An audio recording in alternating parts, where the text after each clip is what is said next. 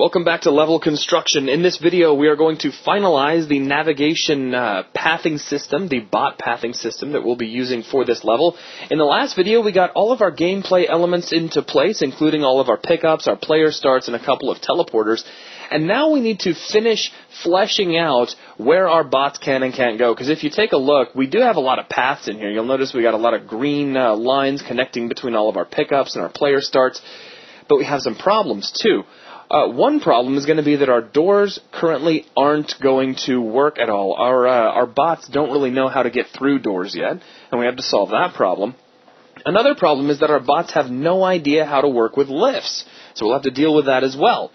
But what we're going to do for starters is just talk about getting our bots to move around the obvious areas of our map, navigating the different parts of this key room, getting from one end of this little walkway here to the other. And we're going to be doing that through the placement of your standard path node, which you can see here inside the actor class browser, but is actually always available to you. If you right-click, you can go to Add Actor, and you'll always see a path node. Now what I'm going to do is just drop one of these into the level, and let's take a look at what it looks like. It's a little apple with a directional arrow, and it's got a little bit of a radius to it, and you're going to be putting these all throughout your level, but you don't necessarily want to overdo it. In fact, Unreal is going to be pretty good about telling you when you've overdone it and when you have a situation where a path node is redundant. As a matter of fact, as a test, and I don't know if I can actually pull this off. Let me try. I want to see if I can show you redundant path nodes. It might not let me, but maybe it will. Let's give it a try before we say anything. So I'm going to hold down Alt, and we'll put a path node right here, and then I'm going to put another one right in a row. So we have 3 path nodes in a row with no real reason for them, because a bot can see from one point to right there to the next. So let's just go ahead and build our nodes and see what we get. Yeah, there you go. Path node 0 is unnecessary and should be removed. So let's click Go To, and who's the culprit? Well, that would be this guy. He is unnecessary and doesn't need to be there. So as you can see, Unreal is going to be pretty good about telling you when you have been bad and you have put too many nodes. Now, some rules of thumb for placing path nodes. Path nodes will only connect and create some sort of a bot path when they are within 1,200 units of one another. Now, that includes all different forms of navigation. They're going to need to be within 1,200 units of one another. Now, if you need them, well, actually, if you have 2 items, like 2 articles, such as pickups and whatnot, that are further apart than that, that's where you're really going to need to bring in your path nodes and start bridging the gaps from one point to the next. Right, in that case, even if you had created a straight line, that wouldn't be considered redundant because you would need that path node in the middle to bridge the gap of greater than 1,200 units. That's right. Aside from that, you need to use path nodes to give your bots some form of layout of your room where they can get an unobstructed walk from one point to the next. Things like corners are going to be important, like this path node that we have here. We might move it, but it's kind of nice to have here because it designates the opening of this doorway. So wherever our bots are in this room, they'll be able to navigate right to this doorway and not have to worry about any intermediary. I like having a bot over here in this corner so that they can travel over here, maybe for ambush purposes or for dodging. It's a good idea to have a path node near any alcoves so that a bot can find its way out. If we had some form of obstruction in the middle of this room, which we currently don't, but maybe if we had like a big static mesh, we would need some sort of navigation point, a path node, at all 4 corners around that mesh, which would allow our bots to be able to navigate their way around. So just keep things like that in mind. So right now, I think this is actually going to work for this room up to this point. We don't really have anything in this alcove, but I think we're close enough. We could maybe put one over here, but it might be just a little bit redundant. As long as the bot has a nice direct line of sight out of there. Yeah, I think that's going to... As long as he can always find his way back to a path node, can see one. He otherwise has no reason to move into that alcove because, I mean, there's nothing there. That's right. Now, before we do anything with the lift over here in the corner, let's get our bot to walk down this walkway. So we've got one path node here, excuse me, at the opening of the doorway. And now the next thing we want to do is start to get them down the walkway. Now, if we remember that we have a navigation point here in the form of this armor, it's generally a good idea to have a path node at all of your T intersections. So I'm going to put one right here. And we'll line that up just a little bit better. Actually, no, it looked pretty good. It was just from that angle, it looked like it needed a bit of adjustment. So we can, the bot could just be running straight down the walkway, or he could turn and aim his way in and grab that armor if he wanted to. Now I'm going to put another one right here, and this is going to actually become a pretty important path node, because this will end up being a major intersection as the bots decide whether to use the lift or as they come out of this player start. So anytime you have a major change in direction, it's probably a good idea to use a path node. I'm also going to put one right here in front of this pickup. Actually, yeah, I can probably get away without that one because we don't have a doorway to navigate around. So I'm going to try to live without that one. I think we can just use this piece of armor here as a path node. Okay, so that's going to take care of pretty much most of this story. Let's go ahead and rebuild our paths and see if we ended up with any redundancies. It looks like we have one redundancy. Let's go ahead and go to it. And who was it? It's this guy. It says that we don't need him at all. That's okay. We'll go ahead and nuke him for now, and we'll take a look once we start handling our lift, because we probably will end up just turning that into a lift we may indeed need something there, but at the moment, since the lifts haven't been considered in the navigation network, right, the engine's going to say that, well, we don't really need that path. I was hoping it wouldn't tell me it was redundant, because I was planning on just switching it out for a lift exit later, but that's okay. We're going to end up having to put a lift exit there sooner or later. Okay, so let's see. I think that's going to take care of most of this floor. The next thing I want to do is take a look at lifts. And I'm going to start with this lift that's over here by itself in the corner. Setting up a lift requires 3 actors. A lift center, which goes on the lift itself, and 2 lift exits, provided that your lift has 2 exits. If it has more exits, you're going to need more lift exits. So let's start off with our lift center, which I'll select here inside the actor classes browser. I'll right-click here on the center of my lift, and we'll go to add lift center here, like so. So there it is. Excellent. That's really all we have to do. This thing will all but set itself up. In fact, when we build our paths, it's going to look down and see what actor it's based on. It'll know to associate itself with that lift, which is really handy. Now we need to set up our lift exits, which tell our bots where they can get off the lift. We'll start off with creating one here on the ground floor. So we'll right-click and choose Add Lift Exit here. And we get a bad size indicator. Whenever you get these, it's because you're either too far away from some object or too close. Sometimes you're a little too close to the ground. Sometimes you just haven't had the paths rebuilt. That's right. So let's just, after trying to scoot that around, let's just go ahead and rebuild the paths and see what we get. And the bad size goes away. So it looks like that's going to work. Now, just having the lift exit is not enough. We need to associate this lift exit with this lift center. So what I'm going to do is double-click on the lift exit to open up its properties. We will lock the properties window, select the lift center, and then let's go to the lift exit properties. You'll see My Lift Center. Click Use Selection in Browser, which will assign that particular lift center, and we're good to go. So now the next thing we need to do is copy off this lift exit. We could, of course, create another one, but then we just have to reassociate it. Much easier if we just hold down the Alt and Shift keys and drag this up into the air. So we just create a copy of it like so, and we could go ahead and rebuild our paths up to this point. Alright, only 4 player starts and lighting needs to be rebuilt. No major warnings so far, and you can see that our bots are already starting to kind of find their way around. We've got a path which leads to this player start, which is leading to these power-ups, so it's starting to kind of work. Now what we're going to do from here, though, is kind of smooth things out a little bit. I like the idea of following the right angles of our walkways here, so I'm going to right-click here on the floor, add actor, and we'll add a path node, and that's just going to kind of help this path find its way around a little bit more smoothly, which should help protect our bots from maybe getting hung on this corner. Right, because you note that that path is the blue color, indicating that that's a more narrow path. That's which right. Makes sense since the path passes very close to those guardrails on the side. Exactly. We don't want anybody to get hung up on anything. So I think that's looking pretty good there. We might take this player start because we're using it kind of like a navigation point and nudge it just a little bit toward those health vials just to kind of help round out that corner. Of course, we could put another path node if we really wanted to, but I don't think it's necessary. I'm pretty sure our bots will be able to find their way around that.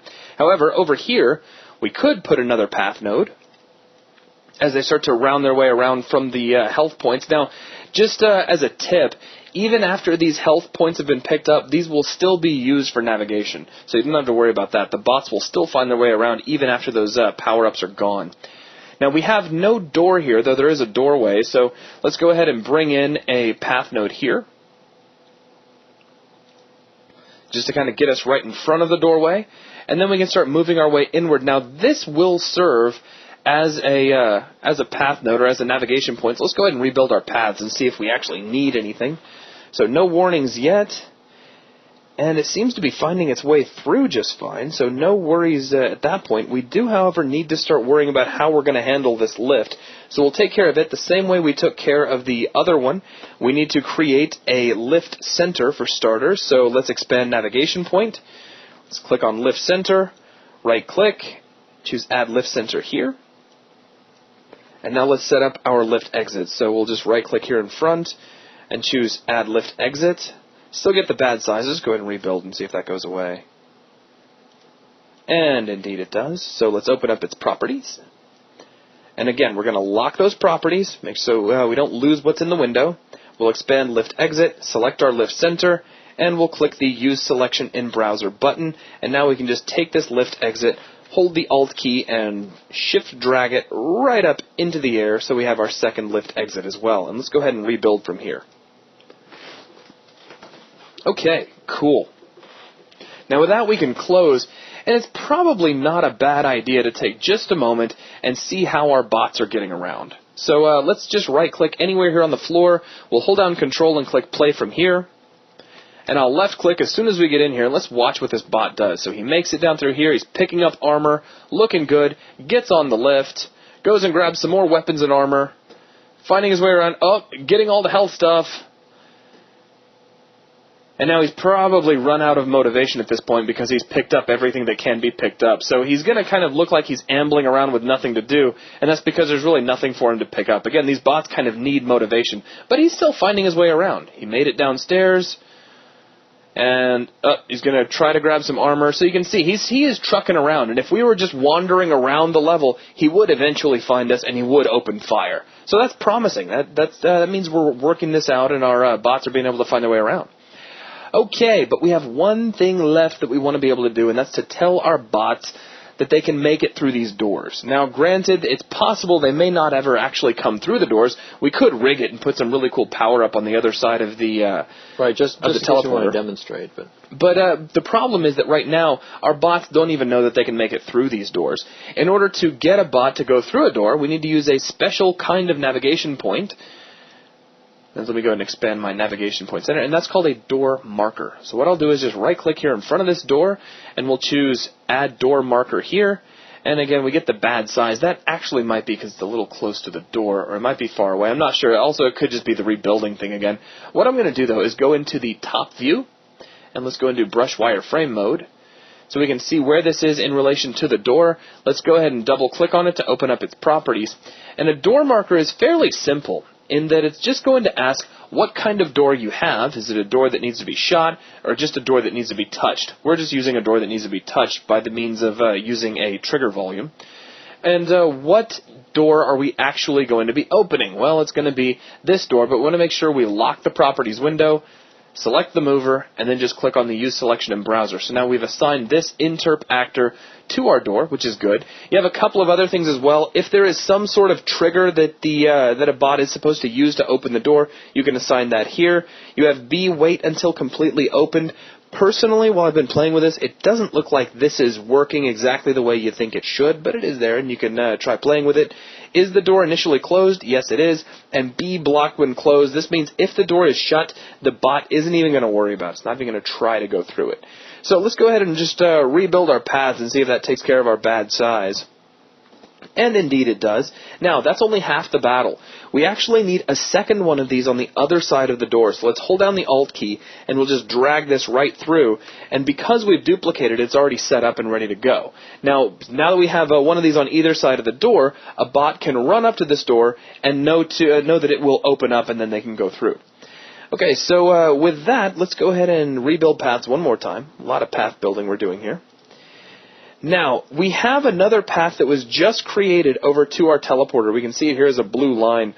What I'm going to do, just for the fun of it, is let's get some sort of a pickup. So let's expand navigation point, And let's add a rocket launcher. You want to do a rocket launcher? From what I hear, the bots are really big fans of the rocket launcher. Isn't everybody?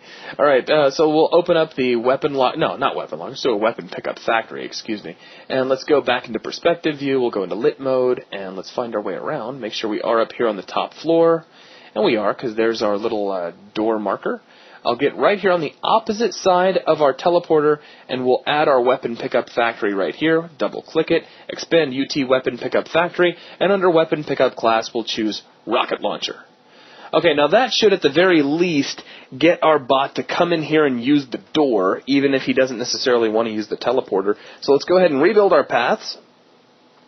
Oh, it doesn't have a pickup light near it. We better go ahead and build that. So tools, add pickup lights, and let's go ahead and just build our lighting while we're at it. So we can wait just an extra moment and get everything cleaned up. Just get everything built. Go ahead and rebuild the lighting, and then at the end of this, it should take care of paths and everything else. That's right. And this should, I think, be the last time that we really have to worry about building lighting. Unless, of course, I accidentally nudge something. So we're almost there. Just got to encode the light maps. And the room gets awfully silent.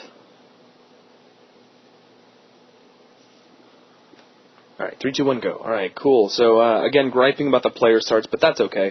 Let's right-click here on the floor. We'll scroll down to play from here and hold down Control. And as soon as we get in, we'll left-click and watch this bot work his magic.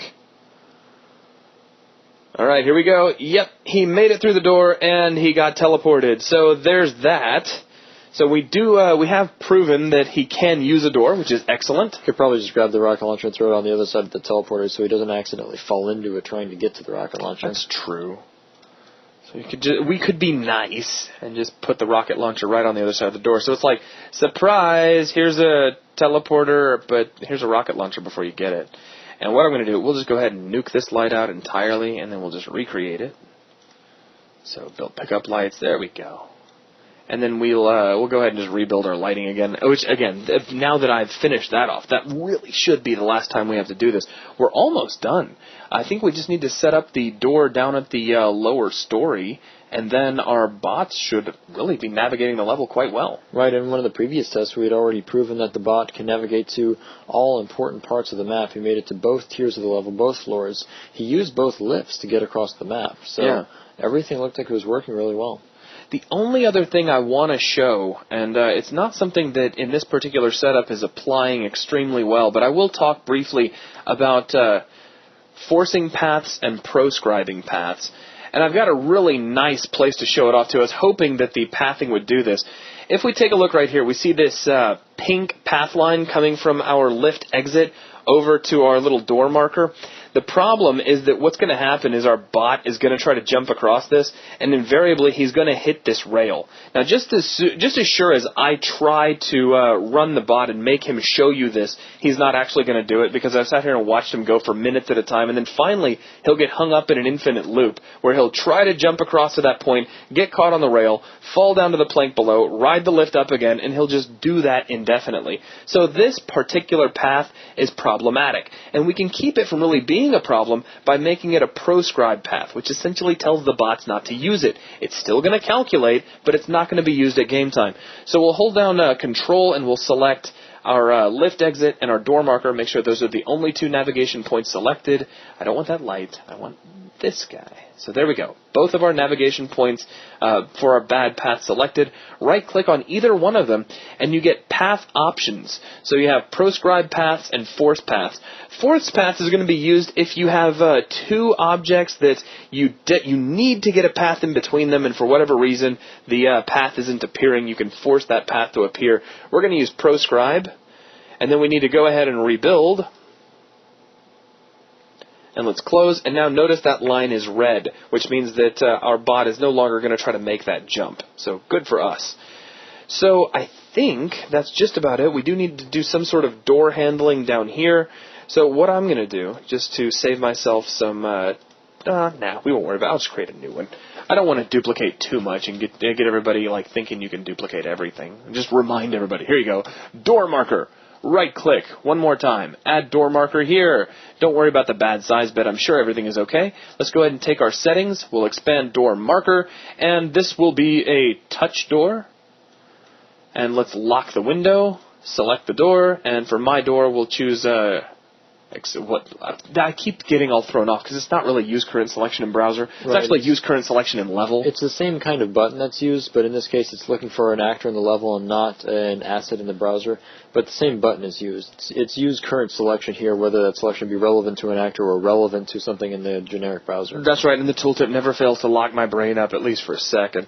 So let's hold down Shift and Alt, and I will drag this right through the door in the Y-axis, like so. So we have a little navigation point on either side of the door. Let's go ahead and build our paths one more time. And I think with that, we are nicely navigating through all of the different points in our level. So let's try our play from here and hold down Control one more time. And we'll left click, and let's just watch our bot run around for a minute. There we go. All right, so he is running around. I think, though, I'm not a big fan of that rocket launcher being over there.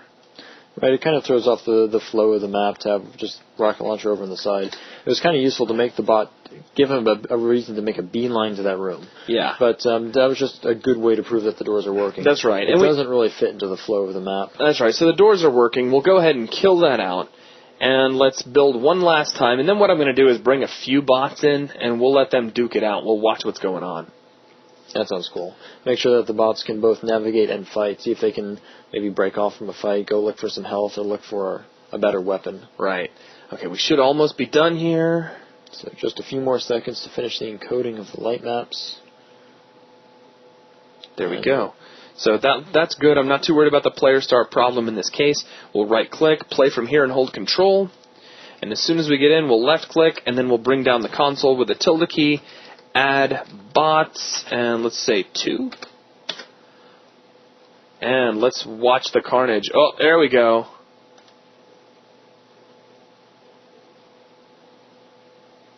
It looks like we have a match going on. Right, we have bots moving around there. They seem to be effectively moving across all the catwalks. Yep. Even jumping down to navigate into the different rooms of the level. Looking good. And it almost looks like that one bot was hiding behind the one storage tank. He's on that camping. side. So let's actually give this a try ourselves. Just to say that we did, we'll click play from here. And just to show how quote-unquote great I am at this game, let's go ahead and just bring down, let's see, add bots, and we'll say 2. So at least I got the shock rifle before everybody came in. Ah! Okay, see, I got killed. But that just proves that our AI is so good that the bots can still kill me. Can get the flat cannon before you do. And that's right. Use the flat cannon with all manner of effectiveness. There we go. At least I got one kill in. Alright, so there we go. There's a little bit of carnage, and it shows that we've got our bots navigating our level successfully. They know where to go. They know where they can't go. And that really wraps up this level and this section over creating your own map. As a matter of fact, I think that'll bring this series of videos throughout this package with UT3 to a close. I think you're right. So we'd like to thank you and Epic Games for this opportunity, and please take what we've shown you here and experiment with it and push it and make your own mods and learn new techniques. I'm really excited to see what you guys are going to come up with the things that we've shown you here and the other things that you're going to learn as you progress and create your own mods for Unreal Tournament 3. And that is going to wrap things up for this video. Logan, thank you for joining me on this. It was my pleasure. And we'll see you guys on the next set of videos.